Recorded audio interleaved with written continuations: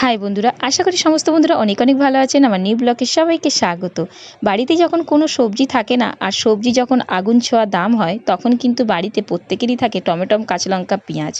এই সবজিটা প্রত্যেকের বাড়িতেই থাকে। তখন কিন্তু এই পদটি একবার রান্না করে নেবেন, খেতে অসাধারণ লাগে। দয়া করে ভিডিওটা স্কিপ করবেন না।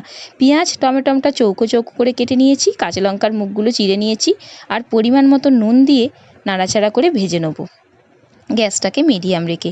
আর এই সবজিগুলো বেশি করে লাল লাল করে ভাজার কোনো প্রশ্নই ওঠে না।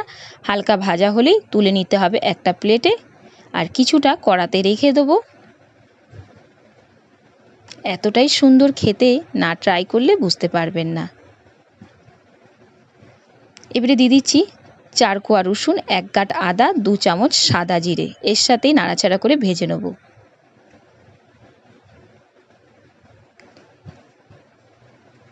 গ্যাসের ফ্লেমটা কিন্তু মিডিয়ামই রাখবেন, বেশি জোরে দিলে পুড়ে যাওয়ার ভয় থাকবে। ঠান্ডা হয়ে গেছে, এবারে মিক্সিং বয়ামে দিয়ে একটা পেস্ট বানিয়ে নেব।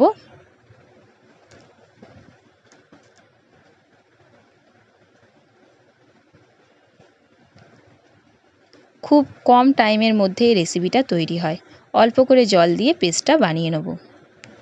কড়াতে দিয়েছি 2 থেকে 3 চামচ সর্ষের তেল, আর মশলাটা দিয়ে দিলাম। মশলাটা যেহেতু তেলে ভাজা আছে, আর তাই বেশি তেল লাগবে না।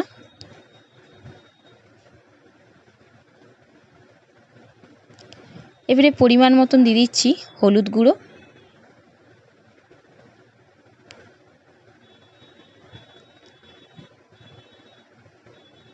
খুবই কম, একদম অল্প করে নুন দিচ্ছি।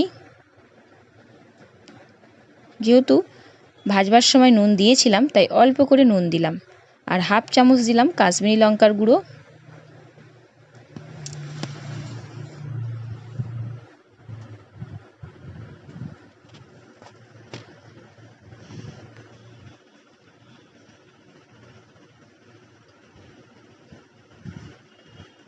হাফ চামচ দিয়ে দিলাম ম্যাগি মশলা। ম্যাগি মশলার টেস্ট আরও সুন্দর লাগে।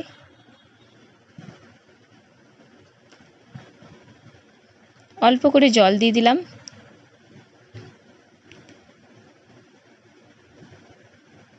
মশলা করেছিলাম, মশলার তো একটা জল ধোয়ার পর বেরোয়, সেই জলটাই দিলাম অল্প করে। নাড়াচাড়া করে মশলাটাকে তৈরি করে নিলাম।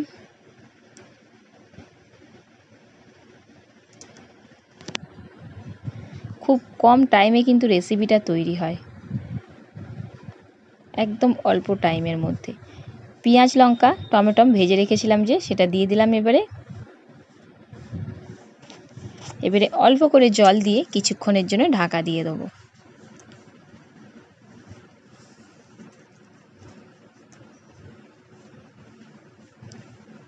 একদম অল্প জল। এবারে কিছুক্ষণের জন্য ঢাকা দিয়ে দিচ্ছি। 5 থেকে 7 মিনিট গ্যাসটাকে স্লো করে ঢাকা দিলেই তৈরি হয়ে যাবে।